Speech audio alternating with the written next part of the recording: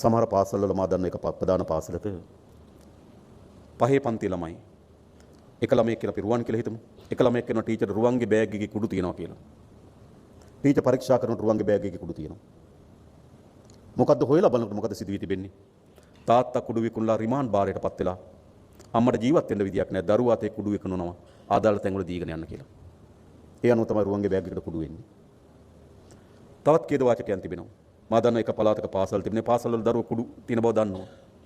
ගුරුවරයා ඒක අල්ලන්නෙත් නැහැ දැක්කේ නැතුව වගේ ඉන්නවා.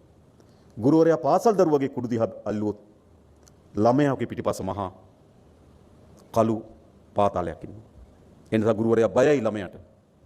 එතෙන්ට මේ තත්ත්වය වර්ධනය වෙලා තිබෙනවා. ඒ නිසා මම හිතනවා මේ වුදුරට එරෙහිව අපි අතර දේශපාලන මතවාද පක්ෂ ජාතීන් පිළිබඳ ඒවා මතවාද තියෙන පුළුවන්. මා හිතනවා මේ වියසෙන්ට පරාදපත් කිරීම සඳහා අපි සියලු දෙනාම එකතු වෙ යුතුයි. එහිදී මා හිතනවා අපේ හාමුදුරන් වහන්සේලා වෙත පැවරලා තිබෙන